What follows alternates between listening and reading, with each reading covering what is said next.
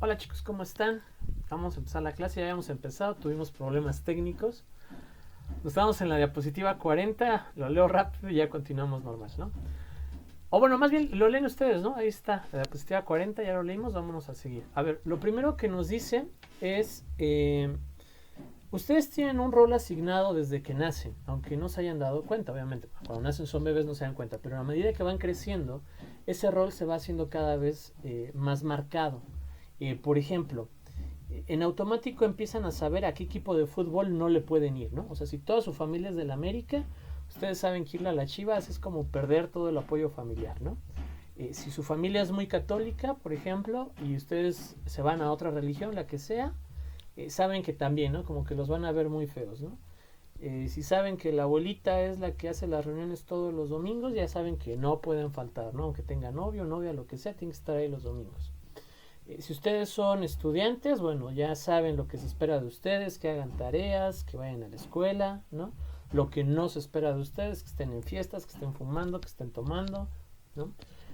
Si son, por ejemplo, chicas que vienen de un hogar muy tradicional, saben que no pueden usar cierto estilo de vestimenta, ¿no? O si son chicos que vienen de cierto hogar tradicional, saben que no pueden usar cierto tipo de corte de cabello o escuchar cierta música, ¿no? Está como muy controlado el rol del cual forman parte. Y es un rol que la sociedad crea, que la sociedad les asigna de una manera especial. Y todo esto lleva hacia la individualización. Sin embargo, la individualización no en términos de que cada uno de ustedes sea especial y valioso, lo cual sí lo son, sino en términos de que cada uno de ustedes crea que es más especial y más valioso que los demás, ¿no? Tanto así que prefiera su propio beneficio antes que el beneficio de alguien más, ¿no? Que se preocupe por usted, que vele por usted. Si eso triunfa en el pensamiento, entonces la sociedad de consumo gana porque ustedes están consumiendo, consumiendo, consumiendo, buscando su felicidad, buscando su satisfacción, ¿no? Buscando de una u otra forma el placer, ¿no? Eh, Hay un libro muy bueno que se llama Historia de la Sexualidad de Michel Foucault. Está el uno, 2 y 3. En ese libro se va describiendo los procesos de evolución histórica y control y poder a través del sexo en distintas etapas.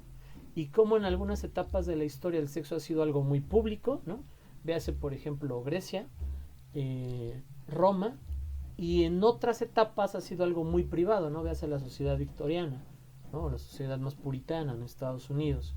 Pero de una u otra forma siempre ha estado presente, porque muchos han teorizado que el fin máximo de la humanidad pues es el placer, y realmente si ustedes lo piensan, de una u otra manera somos adictos al placer, ¿no? Por ejemplo, se los voy a plantear, no solo sexual, ¿no? O sea, al placer de todo tipo. Se los voy a plantear ahorita.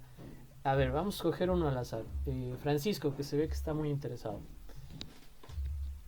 Eh, ¿Sí está por ahí o se quedó pegado? Sí, aquí estoy. Va.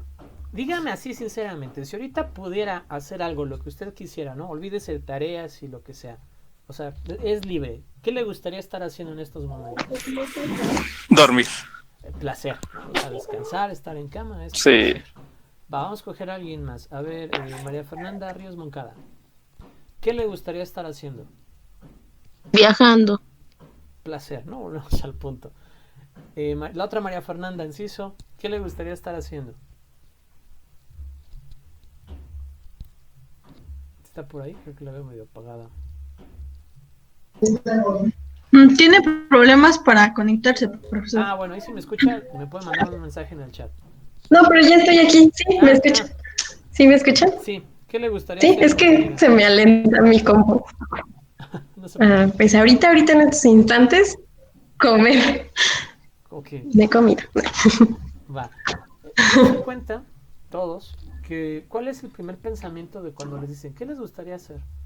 Es algo que les gusta. O sea, por ejemplo, pudiera ser estudiar, pero seguramente sería alguien que le gusta estudiar. O pudiera ser leer, pero seguramente sería alguien al que le gusta leer. O podría ser trabajar, pero seguramente su trabajo le gusta. Es decir, como seres humanos buscamos el placer y el trabajo se percibe como algo indeseable, ¿de acuerdo?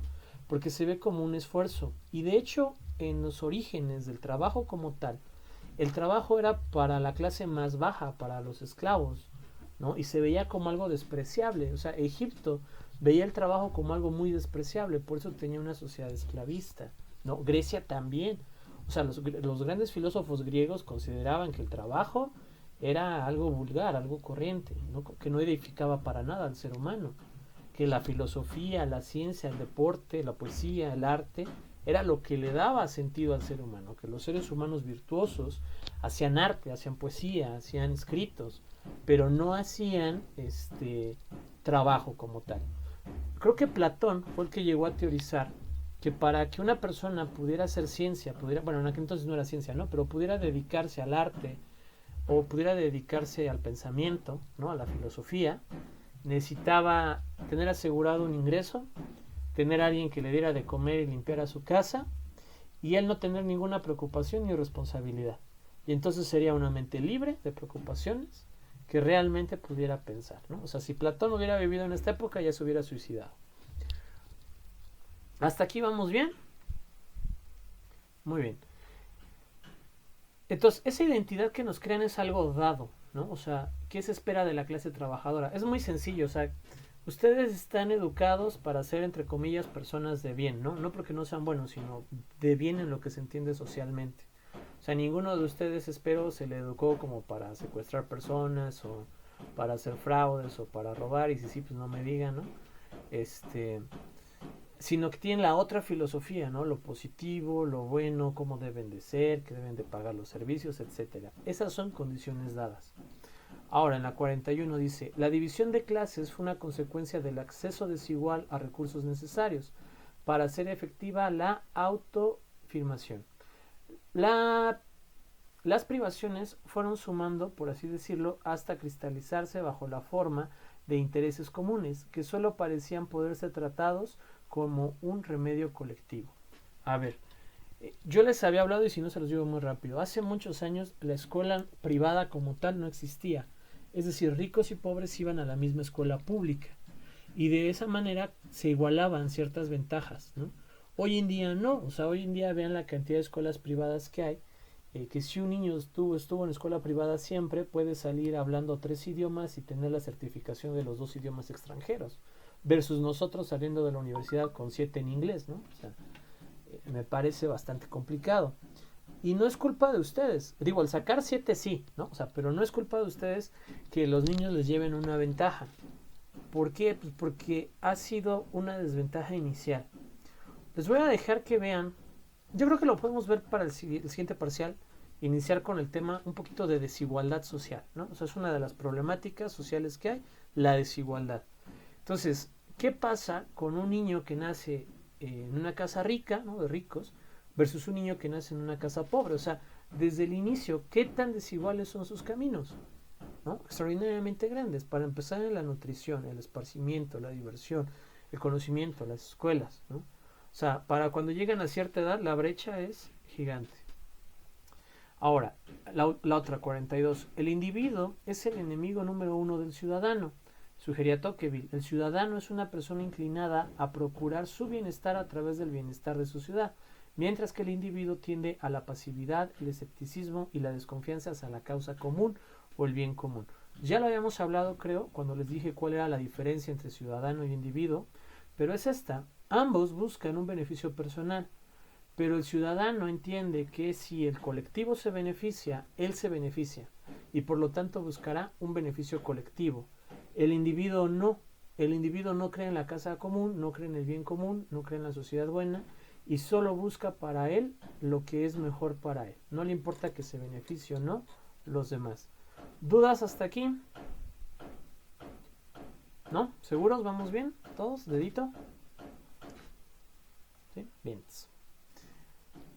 La siguiente lectura es de Juan Carlos Monedero y nos dice, se llama Los disfraces de Leviatán, en específico la parte del papel del Estado en la globalización neoliberal. Y uno de los subtítulos de la lectura es Otra gran transformación, ¿no? La venganza de la economía. Entonces nos vamos a la 45 y dice, la ofensiva ideológica del neoliberalismo contra un Estado al que se definía como subcargado debido al exceso de democracia, motivada porque se entendía como demasiada participación ciudadana. Una vez más, la academia se prestó para encontrar razones a esta propuesta. Y vamos a leer el otro de una vez. Dice, la Revolución Verde, en la siguiente diapositiva, nunca se presentó como la desertización y proletarización del campo o como la finalización de los campesinos del sur. Cada año había que pagar fertilizantes y semillas transgénicas, invalidando los métodos tradicionales de agricultura. A ver, estas dos diapositivas, ¿qué nos quieren dar a entender? Primero, ya les había hablado un poco del estado de bienestar, ¿no? De esta metodología en la que el Estado te otorga derechos, garantías, te procura seguros, ¿no? Alimentos, otras cosas, pero que cuando la población crece mucho, el Estado ya no puede mantener ni sostener todas esas prestaciones que ha dado, y entonces empieza a adelgazar. Fracasa, por así decirlo, y la corriente neoliberal viene y dice, el Estado no tiene que meterse en la economía porque no sabe hacerlo, ¿no? Lo único que tiene que hacer es establecer ciertas pautas, establecer ciertas medidas que lo regulen, pero que no lo controlen. Y entonces la academia, o sea, entiéndase como los investigadores y científicos, etcétera, empezaron a buscar razones para demostrar que esto era cierto. Y de ahí viene la famosa escuela de Chicago y los Chicago Boys. ¿Alguien ha escuchado de los Chicago Boys? No, ok. Eso se les queda como de tarea personal. Pero son todos estos Milton Friedman, Keynes, que buscan establecer estas corrientes de que el neoliberalismo es lo mejor y es como debe de conducirse el sistema de producción capitalista. Ahora, ejemplo de esto es por ejemplo la Revolución Verde, que quería cambiar el método tradicional de agricultura, ¿no? Y entonces empezaron a meter semillas tecnificadas de mayor resistencia, ¿no? Otro estilo de fertilizantes, pero lo que había detrás en realidad pues era una explotación capitalista, o sea, fertilizantes y semillas mejoradas no son otra cosa que productos a comprar, ¿no? Y dejaron de lado métodos tradicionales de agricultura, ¿no? Como por ejemplo rotación de cultivos, de temporal, ¿no? De goteo, o algunas otras combinaciones que había, y de repente a través de las modificaciones que se hacen, pues tú puedes plantar maíz todo el año en un mismo campo, ¿no? Y hacerlo así por 15 años y no va a pasar nada, pero pues hay ciertos estudios que aseveran que este estilo de alimentos realmente está causando problemas a los seres humanos, ¿no? Sería entrar como en otro tema, todo lo que tiene que ver con transgénicos, quizás en otro momento lo podemos hacer. Hasta aquí vamos bien, o sea, la idea es darse cuenta cómo a través de la ideología se ha ido cambiando y se ha generado esta sociedad en la cual vivimos, la cual te asigna un rol, la cual está individualizada, la cual está orientada hacia el consumo, ¿sí? Muy bien. El Consejo de Washington, que es la que sigue, va a establecer una serie de pautas o de acciones que van a delimitar la manera en la que se va a conducir la sociedad de ahora en adelante, ¿no? A partir de su formación. Y dice que hay un equilibrio público reduciendo el déficit fiscal. Es decir, sí saben que es superávit y déficit, ¿no? Yo vi que por ahí Estrellita dijo que sí. ¿Qué es, compañera?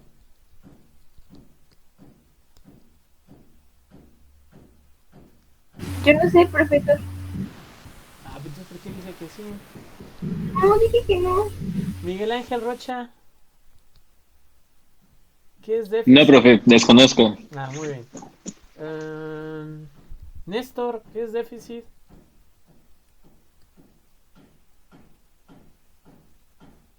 Es cuando la cantidad de ingresos que tienes es menor a tus gastos. Ok, muy bien, sí, excelente. ¿Y egreso? ¿Y superávit?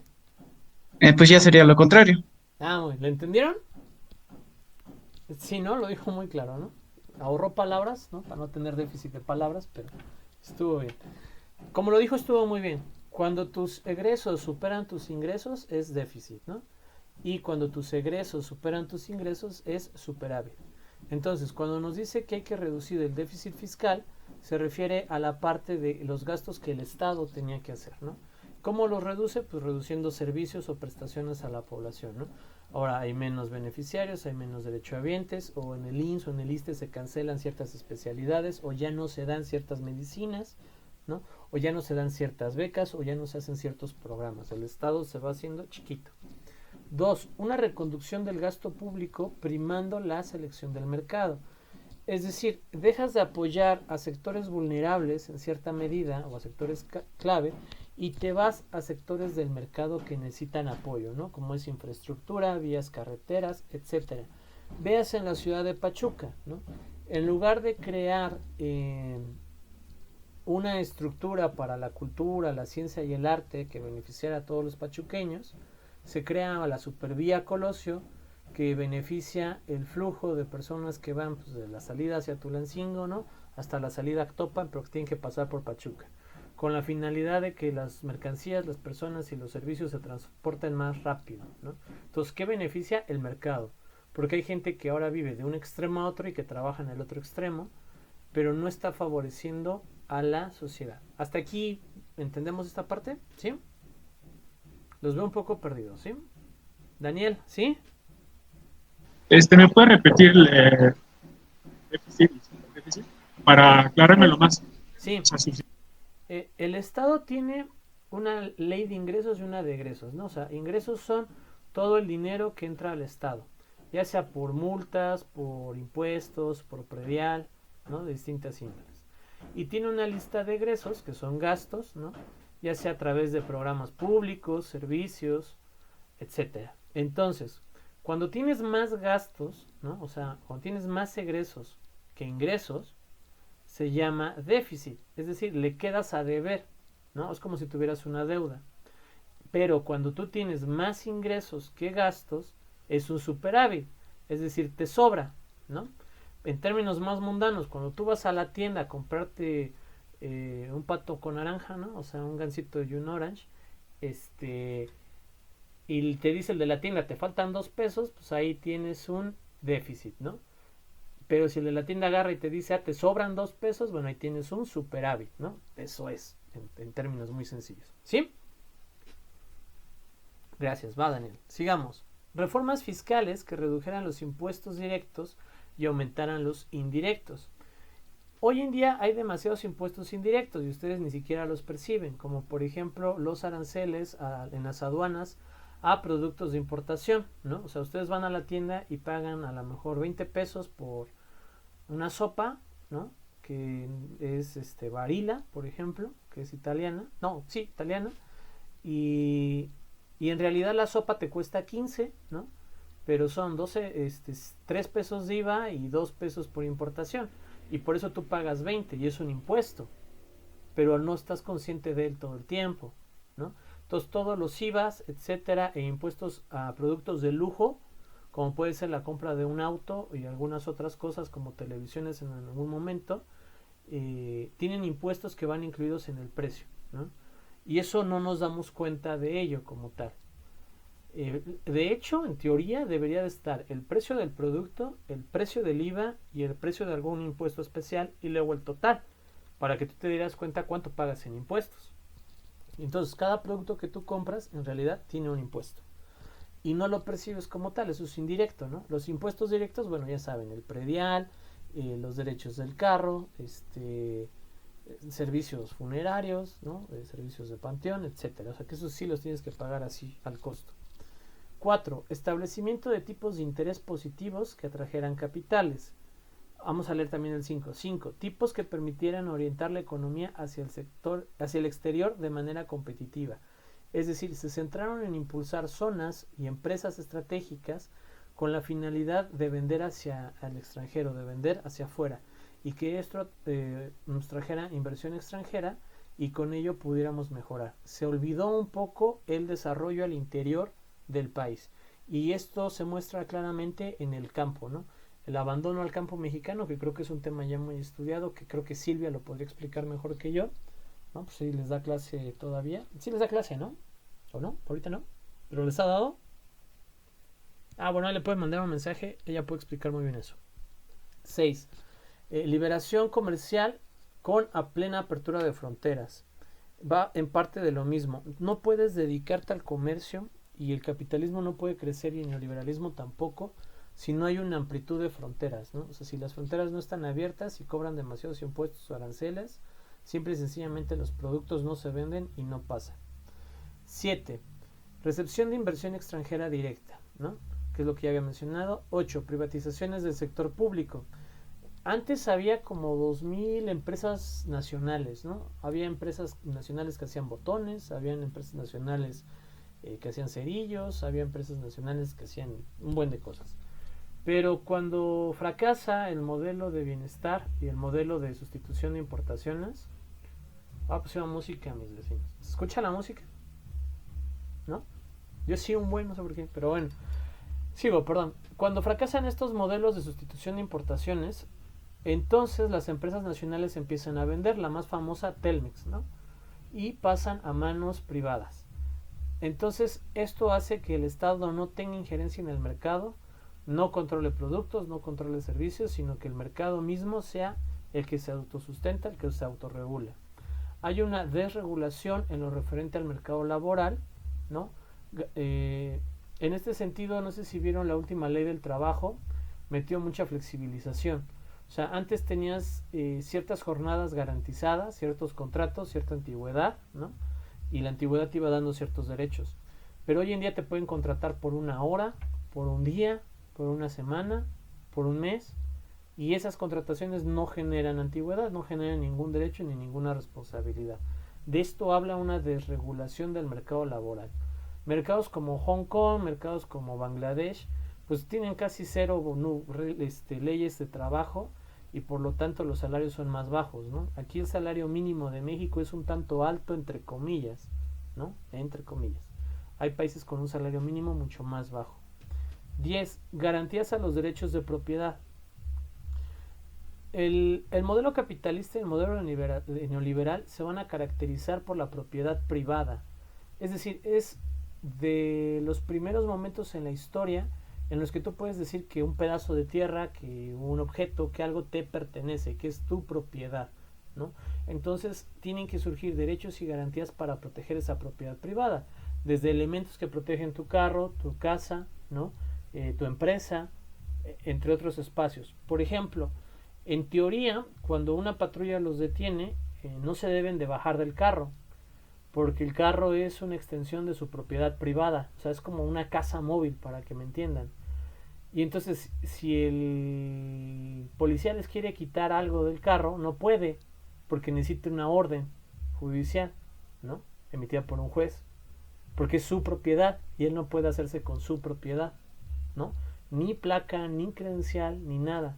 Y tampoco lo pueden detener a uno, o sea, no lo pueden bajar del carro. Bueno, sí pueden, ¿no? Pero en teoría no lo pueden bajar del carro, porque es tu propiedad y ellos no pueden entrar a tu propiedad, ¿no? Entonces, si tú traes una camarita ahí en el carro y le das así para que él meta la mano al carro, dices, estás invadiendo propiedad privada, ¿no? O sea, vete. O sea, hay muchos vacíos legales que se pueden aprovechar en ese sentido. Dice, la conversión de hombres en ciudadanos del mundo sin el establecimiento de los marcos políticos en los que efectivamente pudieran ejercitar y hacer valer su ciudadanía. Es decir, la idea de formar ciudadanos del mundo puede sonar bonita, ¿no? Ay, nos preocupamos por lo que le pasó a Notre Dame, nos preocupamos por lo que le pasa al Amazonas, pero al final de cuentas no podemos hacer nada, ni por Notre Dame, ni por Amazonas, ni por nadie que no esté en nuestro país, porque jurídicamente hablando, pues no tenemos ningún poder.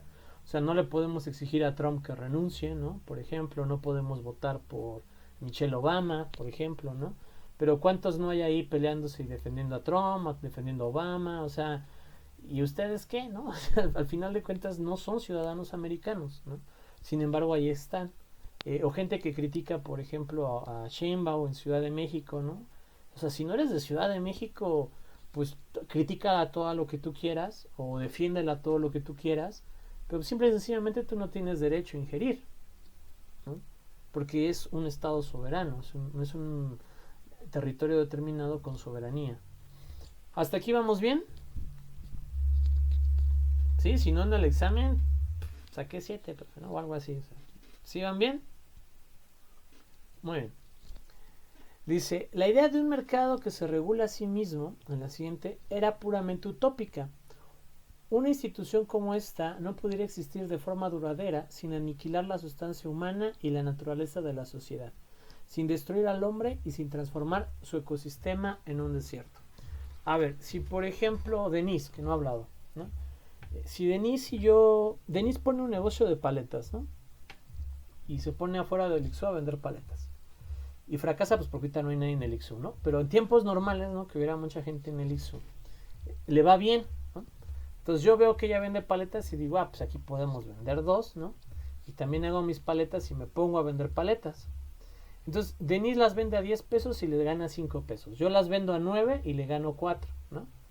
Entonces, está lloviendo, perdón. Y entonces Denise dice, no, pues yo le voy a bajar a 8, ¿no? Y le gano 3. Y yo digo, no, pues entonces yo le voy a bajar a 7 y le gano 2, ¿no? Y Denise va a decir, no, pues la pongo en 6 y le gano 1. Y yo voy a decir, no, pues lo pongo en 6 y también le gano 1, porque si lo pongo en menos ya no le gano, ¿no? Y eso sería una regulación de mercado. O sea, como que hay tantos competidores que los precios bajan, ¿no? Entonces, por ejemplo, si Denise quisiera subirlo, Denise diría, pero mi paleta ahora trae Shia, ¿no? Y la Shia es más milagrosa que la Virgen que sangra, ¿no? Y entonces le sube el precio, ahora vuelven a costar 10. Y yo digo, pues la mía trae Masha, ¿no? Y es de Japón. ¿Y quién sabe qué es la Masha? Y sabe bien feo, pero es de Japón, entonces cuesta 11, ¿no? Y otra vez empezamos a regular. Bueno, esto no pasa, ¿no? O sea, lo que en realidad pasaría sería que Denise me diría, oye, mira, si te has dado cuenta que solo tú y yo vendemos paletas, ¿no? Tú paletas normales y de matcha y yo paletas normales y con Shia. ¿Qué te parece si las vendemos a 20 pesos? Y le digo, pues órale va. Y entonces cada uno la vende a 20 pesos, el usuario los paga, nos hacemos más ricos, ¿no? Y entonces de repente llega por ahí, a ver, ¿quién quiere? Yadira, ¿no? Llega Yadira y dice Yadira, pues están vendiendo paletas, yo también quiero vender, ¿no? Y se pone ahí en medio de los dos a vender paletas, ¿no? Y ella las está vendiendo a 10 pesos. Pero entonces ella tiene una ganancia de 5, mientras que Denise y yo estamos obteniendo una ganancia de 15. ¿Qué hacemos Denise y yo? Le hablamos al policía que está ahí enfrente, porque pues es autónomo, ¿no? Y le decimos, oye, ciérrale el negocio a ella, ¿no? Toma, aquí te van 5 pesos, cancélale el negocio por insalubre y aquí te van otros 5 para que a nosotros nos dejes operar. Entonces al final, pues hacemos un monopolio de paletas Denise y yo, ¿no? Y nadie más puede vender paletas porque controlamos a la policía, ¿no? Y nosotros no nos pasa nada porque controlamos a la policía. Así más o menos realmente funciona el mercado. Si no existiera cierto poder político y gubernamental y cierto poder social, pues el mercado haría esto, o sea, convertirnos en un desierto. Y desierto no es esa visión de coyotes y serpientes y unas cosas así como en Ixmiquilpan rodando, ¿no? O sea, no. Desierto es algo donde ya no hay vida, donde ya no hay nada, o sea, que está desierto como tal, ¿no? O sea, hay bosques desiertos, ¿no? Hay la tundra es un desierto, por ejemplo, y nada que ver con el calor, ¿no? O sea, no confundan el término. Ahora dice, esto es así, ya que por un lado rompen el principio igualitario que encerraba la fórmula del Estado social y democrático de derecho, y por otro deshacen la teoría de la representación. Mientras que la riqueza se genera socialmente, se reparte individualmente. México genera muchos ingresos, genera mucha riqueza, pero no vemos esos beneficios en nuestra vida, ¿no? Sino que los vemos en pequeños individuos, ¿no? O sea, ahí antes de Andrés Manuel, y no estoy exaltando a Andrés Manuel, solo que no he seguido mucho la vida política de este sexenio, que apenas va por 2 años, hubo muchas veces que se invertía dinero del Estado a constructoras privadas, a grupos privados, a Pemex, a Luz y Fuerza del Centro, a la CFE, con el fin como de apoyarlos, no se hagan como inversiones. Y al final pues la inversión no resultaba y pues el dinero de los mexicanos se perdía. Con Enrique Peña Nieto y la construcción del aeropuerto en el lago de Texcoco, dinero de las Afores se usó para esa inversión. O sea, hubo gente que perdió su Afore, ¿no? O que hasta el momento no la ha podido reclamar, para construir ese aeropuerto con dinero privado de las personas, pero que era público, entre comillas, por estar en una Afore. Ahora, algo interesante que hace Andrés Manuel. Andrés Manuel hace 2 cosas que llaman mucho la atención. Lo del ganso, no es cierto, ¿no? Vamos bien. Andrés Manuel hace 2 cosas que llaman mucho la atención. 1, les duplica las pensiones a los ancianos mayores, a los adultos mayores. Y dos, les da la beca Benito Juárez a un buen de personas, ¿no? A un buen de estudiantes. La pregunta es, ¿de dónde salió ese dinero? Porque es un buen de dinero. O sea, ¿de dónde salió? Si alguien está pensando, ¿se lo robó? No, no se lo robó, no puede porque es dinero etiquetado. Es público, está vigilado y está bien catalogado de dónde salió. Sale de cerrar este estilo de apoyos a ciertas empresas, sale de realmente eliminar ciertos nichos de corrupción que eran muy grandes, ¿no? O sea, él lo tengo muy presente, él llegó a presentar que una jeringa de las que cuestan como 5 o 7 pesos, ¿no? Y que si las compras como a millones de jeringas te debe de salir a 3, 4 pesos cada jeringa, estaban en 100 pesos. O sea, es decir, había hospitales que compraban jeringas en 100 pesos y eso es un ejemplo, ¿no? O sea, hay muchas otras cosas. Andrés Manuel igual dijo que hay como 120 hospitales a la mitad, ¿no? Del periodo de Calderón y de Fox. Y aquí en Pachuca hay como 3, ¿no? O sea, solo para mostrar un ejemplo. Y hay no solo Andrés Manuel, hay un pensador y político, no es político, un politólogo mexicano que se llama... Ay, tengo el libro. Julio Franco Corso, ¿no? A ver.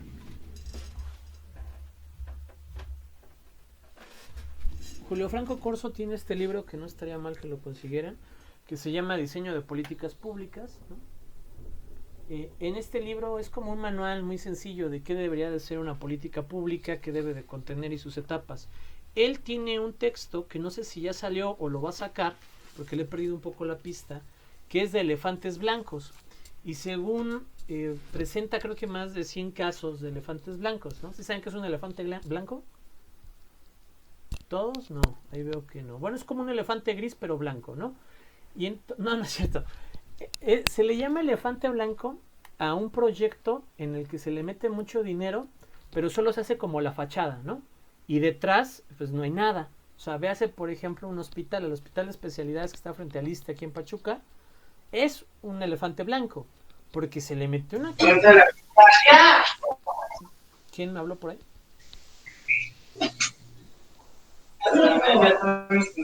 ¿Evelyn?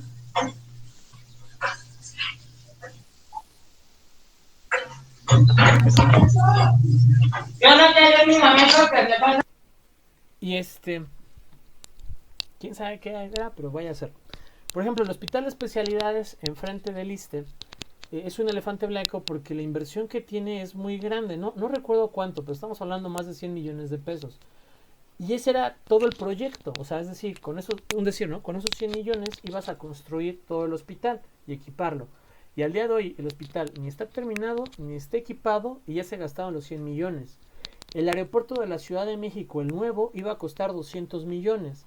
No está terminado y ya habían gastado 400 millones. O sea, a eso se le llama elefante blanco. Una obra pública es casi siempre infraestructura, aunque pudiera ser de otro tipo, en el cual se invierte mucho dinero y a la mera hora ni funciona ni sirve y nada más está ahí como para que se gastó dinero. Véase la estela de luz que construyó Calderón, ¿no? O véase el avión presidencial que compró Peña Nieto. O sea, por favor, o sea, no cuesta lo que dice que costaron, ¿no? Así de sencillo. Entonces, eso es un elefante blanco en la jerga de lo político, de lo económico. ¿Sí se entendió? Muy bien. Entonces, de reducir todo esto que Andrés Manuel en ese punto, hasta el momento, lo ha hecho bien, en ese punto, pues de ahí salió las becas y de ahí salió el duplicar a adultos mayores pensiones, lo cual sí es un beneficio social. Muchos lo van a criticar, muchos dirían que ese dinero que sobra lo hubiera invertido en sectores estratégicos, pero invertir en sectores estratégicos es lo que se ha hecho por mucho tiempo y hasta el momento no ha funcionado. Entonces, me parece que regresar esa parte a la sociedad implica que esa sociedad tiene una capacidad de consumo más fuerte. Y ya es responsabilidad de cada quien en que lo gasta. O sea, si un alumno recibe su beca y va y se lo bota en alcohol, o sea, ¿qué hacemos, no? No podemos hacer nada, es su libertad. Nosotros lo estamos apoyando con un fin. ¿Hasta aquí dudas, preguntas? ¿No? Muy bien. Si no acabo hoy... Yo, profe, algo rápido. Ah, sí. Emma, dígame. ¿Dónde podemos leer más acerca de lo que usted acaba de decir? De lo que hizo Andrés Manuel. Habría que revisar, ¿sí conocen Redalic, por ejemplo? ¿No? Así le ponen Redalic con R-E-D-A-L-Y-C. Es un buscador de textos científicos, académicos. Usted se mete ahí, ponga por ejemplo Andrés Manuel, ¿no? O presidente de México, o sexenio, o el sexenio que es, y por filtro métase a las últimas publicaciones que haya en 2019-2020, ¿no? Para que solo le salga lo más reciente. Y ahí revise algunas de estas cuestiones que han salido al respecto. Yo lo he visto, algunas notas, por ejemplo en la revista Proceso, que más o menos tiene cierta fiabilidad. He visto ciertas columnas políticas en otro periódico que se llama Reporte Índigo, que igual más o menos tiene cierta fidelidad, ¿no? Y algunas han salido en el Independiente, ¿no? Aunque no lo crean, de aquí de Pachuca, en el periódico. Y bueno, ustedes saben que ese periódico se nutre de la universidad, ¿no? En el sentido de que muchos de la universidad escriben ahí. Entonces, pues bueno, ellos también citan y dan otros textos al respecto. Ahí lo pueden contrastar y van a encontrar los dos mundos, o sea, quien dice que está bien, quien dice que está mal, y de eso se trata, ¿no? O sea, hay críticas a Andrés Manuel, ¿no? Y cuando surjan en la exposición yo las diré muy puntualmente. Pero ahorita pues era exaltar esa parte de un beneficio social, ¿no? O sea, ese es un ejemplo de cómo sería una riqueza que se genera socialmente y se reparte socialmente. Cuando surge algo negativo, créanme que lo voy a hacer, y cuando surja algo positivo de algún otro presidente, también lo voy a enfatizar, ¿eh? Yo soy apartidario, o sea, eso sí hay que dejarlo claro, ¿va? Gracias. No, de nada. ¿En qué página voy? Marcha Pacífica, ¿no? La 50 dice: un sistema de equilibrio entre las grandes potencias, ¿no? La organización de la economía mundial se basa sobre el patrón del oro, el funcionamiento de un mercado autorregulado, la existencia de estados nacionales liberales. La nueva economía rearticuló el equilibrio entre las potencias y evitó guerras devastadoras, es decir, de abajo hacia arriba. La economía se concentró o se formó como la nueva manera de hacer una guerra. A partir de que se acaba la Guerra Fría, la guerra económica es como las potencias lucharon entre ellas, ¿no? Y la iba ganando China, hasta que algo muy raro pasó en Wuhan, ¿no? Que ya lo podremos hablar más adelante. Y ahora está sufriendo su economía. Déjenme tantito. Miren, quedan 2 diapositivas antes del otro tema. El examen viene hasta donde dice globalización y mundo del trabajo, ¿va? Que es la página 52. Porque si no ya va a ser muy de carrera lo demás. Voy a leer esto y hago un cierre final de lo que hemos visto, ¿va? Y dejamos el Estado como poder destituyente, el cansancio democrático del Leviatán, hasta el siguiente lunes, o sea, de este hasta el otro. Y ya sería para el segundo parcial. ¿Les parece bien? Sí, muy bien, porque son varias cosas ahí que pues no nos dé tiempo, pues porque no estamos teniendo una clase a la semana, ¿no? Pero yo creo que vale la pena verlos bien. Voy a hacer un poco más light el semestre en el segundo parcial, ¿no? Vamos a enfocarnos. Yo creo que, por ejemplo, pudiera ser una semana vemos lo más puntual de qué es desigualdad social, ¿no? Otra semana lo más puntual de qué es ciudadanía, a lo mejor. Y así algunas que otras problemáticas, qué es pobreza realmente, ¿no? Y así nos vamos, ¿no? 2, 3, 4 temas que alcancemos a ver. Y vemos políticas públicas al final. Muy rápido. ¿Qué son y cómo se evalúan, ¿no? 2 semanas yo creo que lo podemos ver. Y ya en el siguiente semestre, si estamos en presencial, combino los 2 clases que yo doy y reforzamos cosas que quedaran pendientes, ¿va? Muy bien. Entonces, dice: en un periodo de paz, la ciudadanía incrementa sus exigencias y si no son satisfechas expresarán su malestar o su protesta. Un sistema de dominación depende del cumplimiento de lo que en ese momento sean las demandas ciudadanas. La sociedad siempre se revela frente a lo que considera es una lesión de sus intereses. Voy a leer lo otro y ahorita explico esas 3 cosas. La posibilidad efectiva de trasladar la producción a países con estándares salariales más bajos, donde se pagan sueldos menores, las jornadas son más amplias, se tolera el trabajo de menores y hay una ausencia general de derechos. No existen sindicatos con capacidad de influir. Yo lo había dicho antes, ¿no? De que México no tiene tanta flexibilización, que el nuevo orden político es la flexibilización del trabajo, disminuir o flexibilizar el empleo o el trabajo como tal, ¿no?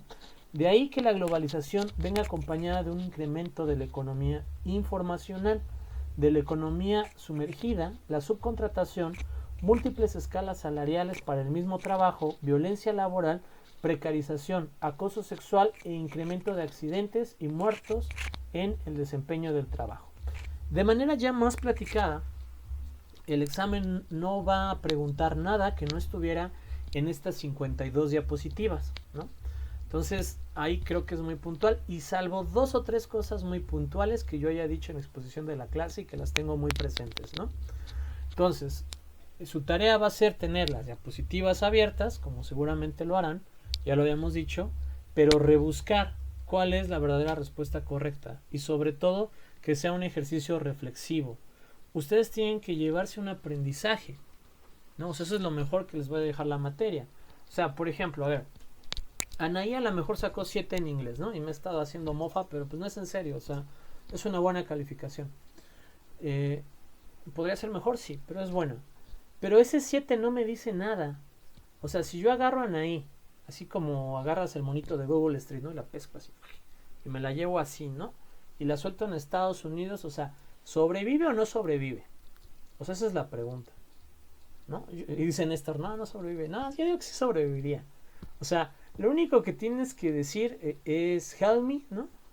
My name is, I am from Mexico, help me, ¿no? Bring me back, ¿no? Y ya con eso, o sea, no tienes que decir nada más. O sea, give me a call me to the embajada, ¿no? O sea, puedes hacer Spanglish, o sea. Y ya, o sea, vaya, no es muy complicado, ¿no? Si tiene un teléfono ya la hizo, ¿no? O sea, solo tiene que poner Embajada México, ¿no? O algo en México, encontrar a alguien que hable español y le quiera hablar en español, y ya la hizo. O sea, son habilidades para.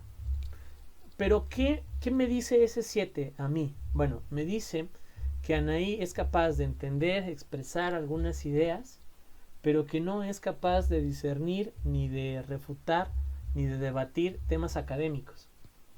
Es decir, sabe expresar direcciones, sabe expresar gustos, sabe expresar disgustos, pero no tiene la capacidad aún para una discusión científica.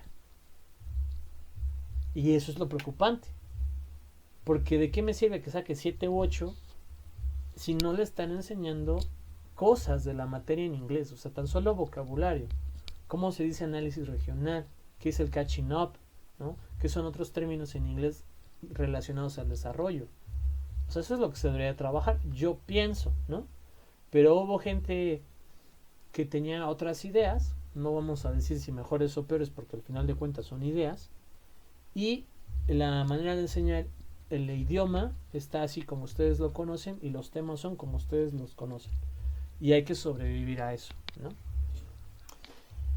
Antes de que yo explique esta parte que no expliqué, ¿ustedes tienen alguna duda de algo? ¿Alguna inconformidad? ¿Algo que no les haya gustado de la forma de la clase? Bueno, ya sé que es virtual, ¿no? Pero de la manera en la que yo lo doy. Este es el momento de hablar porque, o sea, podemos todavía medio corregir cosas de aquí al lunes, ¿no? O puede haber ciertas cuestiones por ahí. Pero si no me dicen nada, si están a gusto, si no hay duda clara como tal, yo doy por bien. O sea, yo doy, hasta aquí me quedo, hasta esta diapositiva. Y nos preparamos para el examen. Yo me preparo para hacerlo y ustedes para contestarlo. Dudas, preguntas, quejas, sugerencias, con toda confianza. Yo no hago represalias, o sea, eso es en serio, ¿no? Se los prometo. Sí me gusta que ustedes aprendan y me gusta mejorar yo como persona, como profesor. Entonces, si hay algo que no les lata, si hay algo que no les gusta, si hay algo que creen que pudiera yo hacer mejor o pudiéramos hacerlo de otra forma, hablen ahorita. ¿Alguien?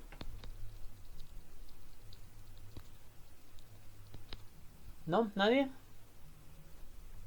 Bueno, entonces yo entiendo que les gusta la clase, que se han aprendido y que esto se tiene que reflejar sí o sí en su examen, ¿no? Vamos a la diapositiva 51. En un periodo de paz. Ya les había dicho que hay una maldición china que dice ojalá te toque vivir en tiempos interesantes, ¿no? Porque en tiempos donde hay paz pues casi no pasa nada. O sea, ustedes vean la historia de México. Desde que Fox ganó, casi no había pasado nada, ¿no? O sea, la historia de México se construye en Fox ganó, luego volvió a ganar el PRI, ¿no? Y luego ganó Andrés Manuel. O sea, en términos muy grandes, ¿no? Quizás algunos eventos como por ejemplo Ayotzinapa se cuela por ahí, ¿no? el movimiento yo soy 131 más 1 o yo soy 132 se puede colar por ahí. El movimiento Me Too, ¿no? Que fue a nivel mundial, se puede colar por ahí en la historia de México. Pero del resto, pues son tiempos de paz, de tranquilidad, no había pasado nada. Pero yo les prometo que con esto del COVID las cosas se han vuelto mucho más interesantes, ¿no?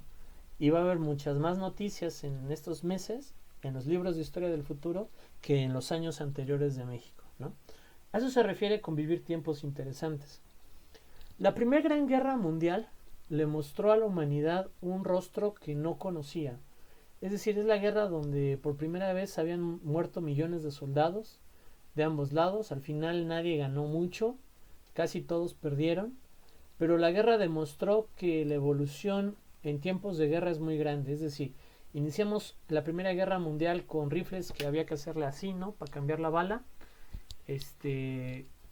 sin tanques, sin aeroplanos, y la terminamos con tanques, con fusiles automáticos, con granadas que se arrojaban con otro rifle, con aviones más potentes, ¿no? Iniciamos la Segunda Guerra Mundial igual, terminamos con metralletas, con artillería antiaérea, artillería antitanques, con tanques diferentes. Entonces, en periodos de guerra, la ciencia, la tecnología crece mucho en todos los sentidos, ¿no? Hubo muchos experimentos de ética dudosa que se transformaron en grandes avances científicos, ¿no? Como el trasplante de órganos, la amputación de partes, ¿no? O sea, vaya, hubo muchas crueldades que al final se tradujeron en lo que tenemos hoy en día.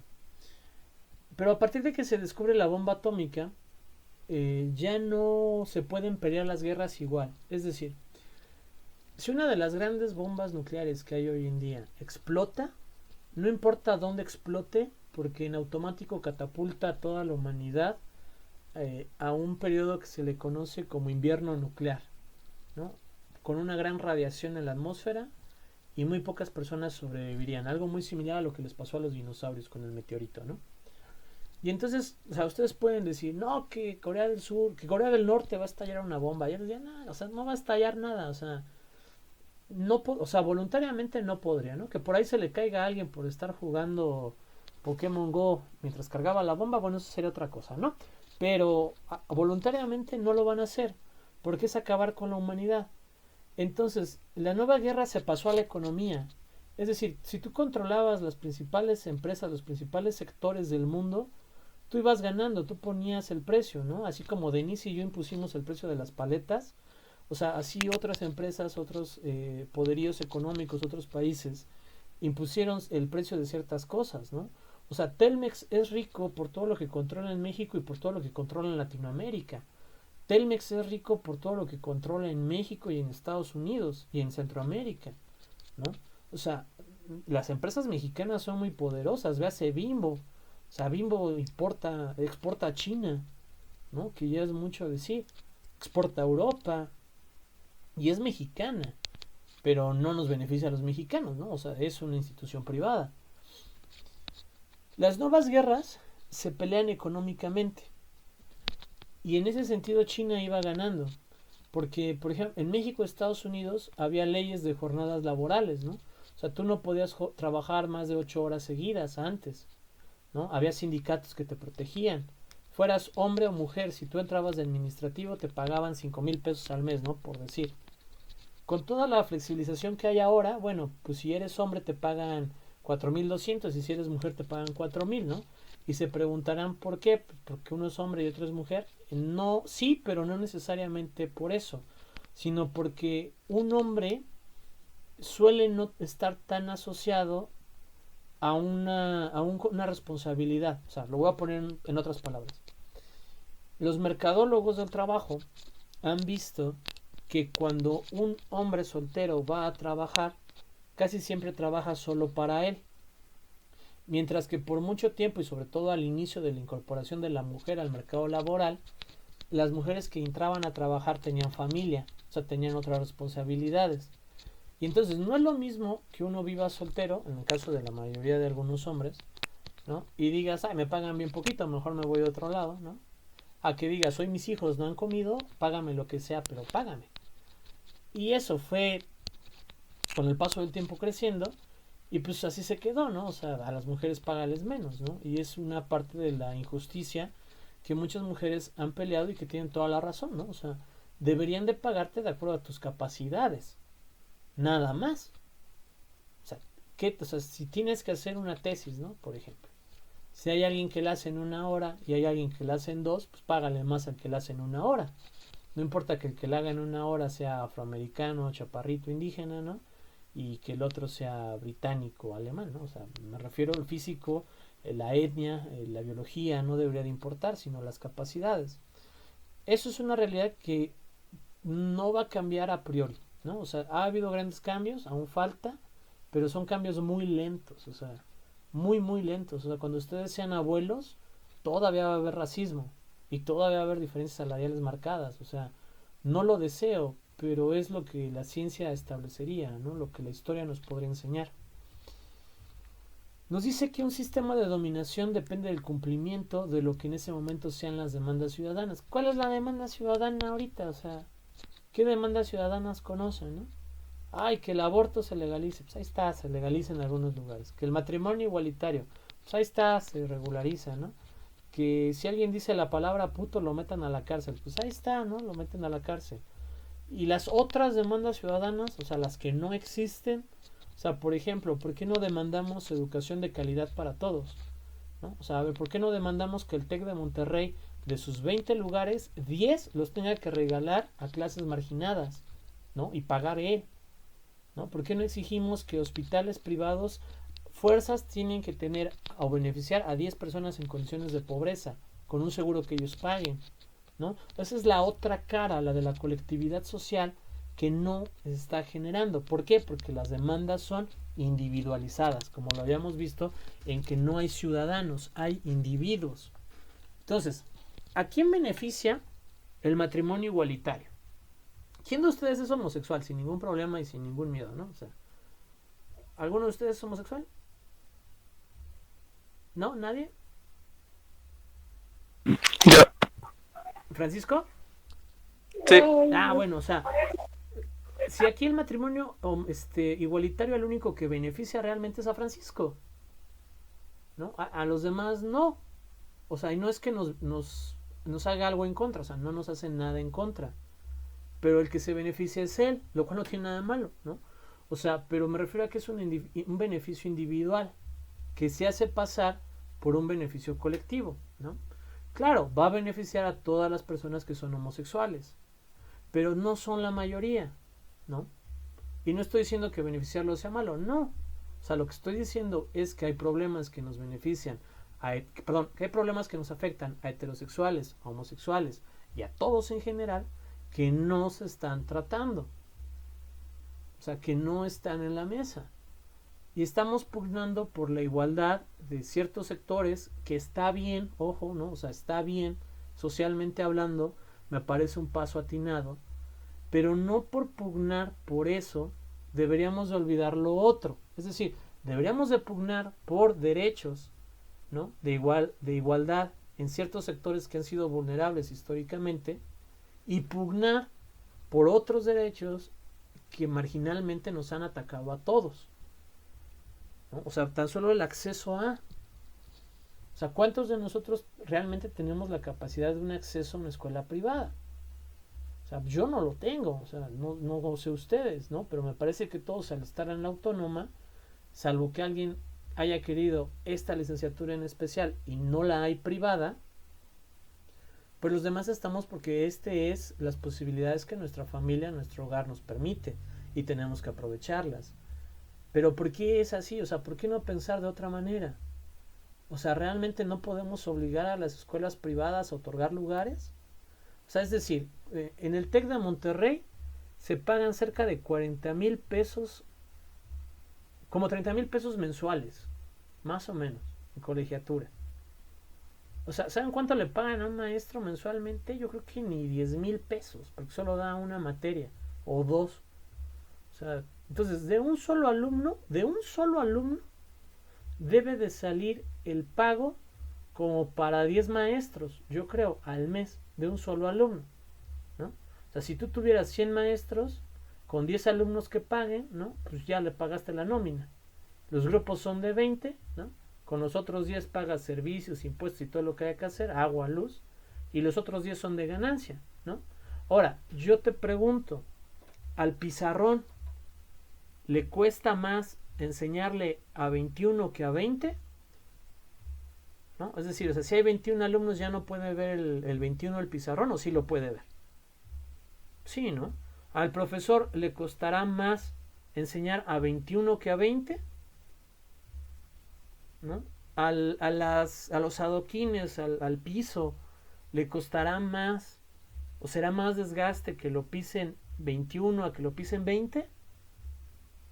Pues no, ¿no? Y tampoco le afectaría que fueran 30. Pero son espacios cooptados. ¿Y cuál es la imagen o lo que nos dicen?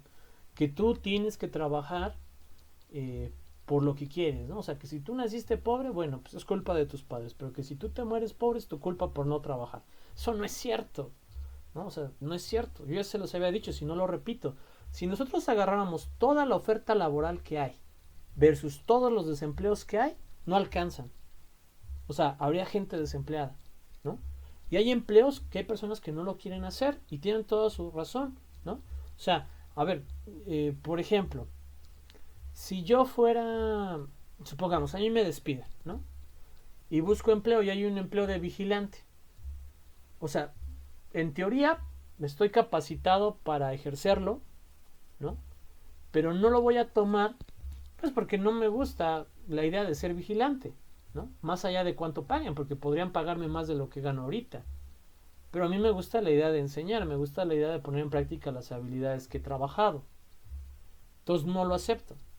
Pero si obligáramos a cada desempleado a aceptar el trabajo que sea, ¿no? Mientras esté en oferta, nos daríamos cuenta que aún así faltan trabajos.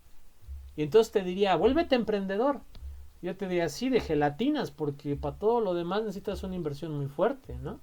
Y ni de gelatinas, porque necesitas permisos de salubridad, permisos de tu marca, pagar impuesto, el registro ante Hacienda Pública, el registro ante el Instituto de Competitividad, ¿no? O sea, tú no puedes montar un negocio en México con menos de 100,000 pesos. ¿Quién te los va a dar? ¿El banco? No, o sea, por favor. O sea, no se dejen engañar, o sea, hay gente que no se esfuerza lo suficiente, sí, pero porque así fue su hogar, o sea, así fue su casa, ¿no? Entonces, no les puedes exigir, por ejemplo, a los que están en los semáforos limpiando vidrios que se pongan a trabajar de otra cosa, o sea, están trabajando. Que tú no lo percibas como trabajo es otra cosa, pero es el trabajo que ellos saben hacer, que ellos les han dado, ¿no? O sea, los ladrones se crean por las injusticias sociales y el acceso desigual a servicios, ¿no? Salvo alguna conducta medio rara, mental, por ahí, que ahí sí sería una enfermedad mental, ¿no? Alguien cleptomaníaco o de otro estilo. Pues el ladrón en un inicio roba por necesidad y después porque le gusta y porque es sencillo, ¿no? Es más fácil que encontrar un trabajo, que capacitarte, que sacar buenas calificaciones, ¿no? O sea, vean tan solo cómo sufren ustedes con sus profesores, con las tareas que hay. Yo les prometo que no mucha gente es capaz de resistirlo, ¿no? No sé cuántos eran en el grupo original. Jenny, ¿cuántos eran en el grupo original? 45. ¿Y dónde están los otros 15, 18 personas? En primer semestre se salieron, bueno, 3 compañeros no llegaron a las primeras clases, después a medio curso se salieron como otros 3 y ya después de ahí se fueron saliendo unos. Así. O sea, ya sea porque cambiaron, porque ya no pudieron pagar, porque quedaron en otra escuela, ¿no? Y algunos definitivamente porque desertaron, no están aquí, porque no es para cualquiera, ¿no? No sé si vieron la de Ratatouille, la película, ¿no? Que el chef Gusteau decía que cualquiera puede cocinar, ¿no? Y al final el crítico lo aclara y dice, o sea, no cualquiera puede cocinar, ¿no? Pero cualquiera puede ser un buen cocinero, o un buen cocinero puede venir de cualquier origen, ¿no? Yo les diría lo mismo acá, o sea, no importa el origen, puede ser de cualquier origen, pero puede haber buenos estudiantes, de la riqueza o la pobreza, ¿no? De la capital o de provincia, pero no cualquiera llega aquí, O sea, es muy difícil. Es muy, muy difícil. ¿No? ¿Y ustedes qué dirían? O sea, yo estoy seguro, no me vayan a decir, por favor, yo estoy seguro que ustedes conocen a alguien que a lo mejor merecía entrar a la prepa y no entró, y ustedes sí entraron. Y sabían que la otra persona era más estudiosa, era más matada, o le echaba más ganas, lo que quieran, y no entró, ¿no? Busquen a sus compañeros de primaria y secundaria, stalkéenlos. Van a encontrar que están casados, van a encontrar que ya formaron una familia, que no terminaron de estudiar. ¿Y qué van a decir? ¿Es que no le echaron ganas? No, o sea, es una tontería. Eso es seguir perpetuando esta ideología que tenemos de que si no consigues las cosas es porque no te esforzaste. O sea, ¿cómo crees? O sea, tú no le puedes hablar de esfuerzo al mexicano. O sea, váyanse a la central de abastos. O sea, ahí hay gente que carga kilos y kilos en la espalda de cosas y no me puedes negar que es un esfuerzo. ¿Y por qué no está, por ejemplo, en las Olimpiadas? ¿No? Yo vi un video de uno de Bonafón que se carga como 10 garrafones, ¿no? Para empezar tú la habilidad para agarrarlos. Y luego ese tipo está cargando 200 kilos, ¿no? Y el ganador de la medalla de oro creo que cargó 180 kilos. O sea, ¿por qué el de Bonafón no está en las Olimpiadas? No, pues porque el deporte no se vive en este país. O sea, vean el Instituto del Deporte, métanse a nivel municipal, estatal y nacional. Vean cuántos mexicanos tenían récords muy buenos, no pudieron ir a competir porque el dinero nunca llegó para el vuelo. Ay, pero no te esfuerzas. O sea, no, eso es una mentira, ¿no? Y váyanse, jamás se vayan, ¿no? Pero váyanse a ver lo de coaching, váyanse a ver a los motivadores. Y tengo el secreto para hacerte millonario, ¿no? O sea, ¿y tú por qué no eres millonario, no? O sea, más bien vives de querer vender secretos, ¿no? Y tú puedes, y tú te esfuerzas, y tú lo logras. O sea, no es cierto. O sea, a ver, por ejemplo, los productos Shenlo, ¿los conocen? No, a ver, otro caso de éxito. Los zapatos de Steve Madden, ¿no? Ok, ¿qué otro? Pues Netflix, ¿no? Ese sí lo conoce todo el mundo. Ok, a ver, Netflix. Netflix tuvo dos éxitos muy importantes. El primero es que se adaptó a las tendencias de vida actual. Es decir, Netflix originalmente te mandaba el DVD de la película que tú querías ver por correo. Tú lo veías y lo devolvías por correo. No sé si sabían eso. ¿No? Así funcionaba originalmente en Estados Unidos. Y entonces tú entrabas a un portal en internet o a través de un teléfono, no recuerdo bien cómo era. Quiero que me manden a esta dirección tal película, ¿no? Y ya tú pagabas después el servicio. Y así era, ¿no? Y entonces Blockbuster, que era la otra competencia, la gran empresa, que hacía, tenía sus centros de videos a los cuales tú ibas, veías qué película querías, la agarrabas y la rentabas, ¿no? Entonces Netflix se dio cuenta que la gente ya salía muy tarde de trabajar, que no tenía tiempo y que lo último que quería hacer era ir al centro comercial a ver un buen de opciones, hacer fila, rentar la película, llegar a su casa y ya no tener tiempo para verla, ¿no? Era mejor que llegara a su casa y en el correo ya estuviera la película, la agarrara, la viera y luego la devolviera igual por correo. Netflix le dijo a Blockbuster, oye, cómprame, ¿no? O sea, pues yo te presto esta división de paquetería por correo, ¿no? Y pues ya tú te haces más grande y a mí me compras y pues yo me voy con un buen dinero. Blockbuster dijo, no, o sea, ustedes no son rentables, ¿no? El internet crece, la tecnología crece, los servidores donde se almacenan las películas crecen y Netflix da el brinco al streaming, ¿no? Que es la reproducción de videos remota. Básicamente cuando ustedes ponen una película en Netflix lo que están haciendo es ponerlo en una supercomputadora y se los proyecta en su casa, ¿no? A través de internet. O sea, básicamente es eso. Y de repente Netflix, ¡pum!, se sube al techo como espuma. ¿Por qué? Porque es bien sencillo llegar a casa, prender la tele, prender la computadora, darle Netflix, los 10 más buscados, esta me gusta, la pongo y se acabó. Adiós filas, adiós tarjetas de membresía, adiós entregas con retardo, adiós todo lo que Blockbuster hacía mal para una sociedad que ya no existía, porque ya no hay tiempo. Más aún que hace Netflix, descarga la película, o sea, no la veas pirata y te tardes una hora buscando cómo descargarla en línea, o sea, llévatela, te la presto, descárgala a tu celular y caduca en 30 días. Y tú puedes ir en el metro viendo películas, ¿no? Porque te haces 3 horas de tu casa a tu trabajo, te echas ahí 3 capítulos de serie, o sea, Netflix entendió cómo funcionaba el mundo ahora, en estos tiempos. Yo les propongo que hagan su servicio de streaming, ¿no? Júntense, háblenle a la casa reproductora de Warner Brothers, ¿no? De LucasArts, de Disney, y díganle, ay, préstame tus películas porque voy a poner mi negocio de streaming. Se van a reír, o sea, van a decir, no manches, ¿no? O sea, hagan su proyecto emprendedor, ¿no? ¿Cuáles son los proyectos emprendedores con todo respeto? Cacahuates garapiñados, velas aromáticas, jabones aromáticos, productos orgánicos. Ay, por favor, o sea, de ahí no va a salir el siguiente Netflix, ¿no? Yo desearía que sí, o sea, en verdad, no soy envidioso, o sea, yo por mí ustedes triunfen y vuélvanse millonarios, a mí no me afecta, ¿no? Yo se los deseo de todo corazón, pero vuelvo al punto, de todo lo que hemos leído, ¿no? De toda la preparación que tengo, no hay evidencia que lo demuestre, o sea, no hay evidencia, así de sencillo. Vean Shark Tank, por ejemplo, ¿no? Las innovaciones que llegan. Nosotros configuramos una camisa, un bikini que te avisa cuando el sol está muy fuerte. O sea, why Mexicans? Hay gente que jamás va a ir a la playa, ¿no? Hay gente que está en la playa porque ahí nació, que está bien morenita porque está súper quemada del sol. Y él no se puede refugiar porque ahí el sol está muy fuerte. O sea, son tonterías.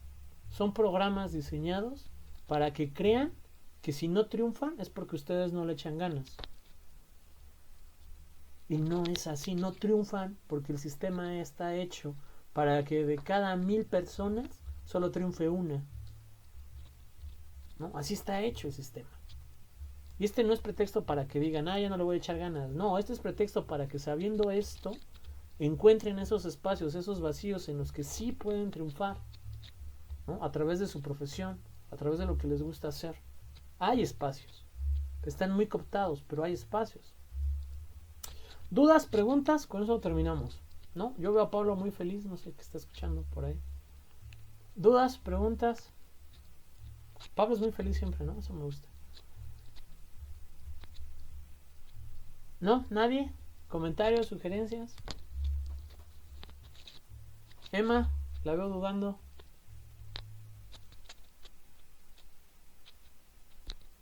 No, Estrellita, no la veo brillar. No sé por qué. No, seguro es que no. Siquiera abran su micrófono y digan, no, profe.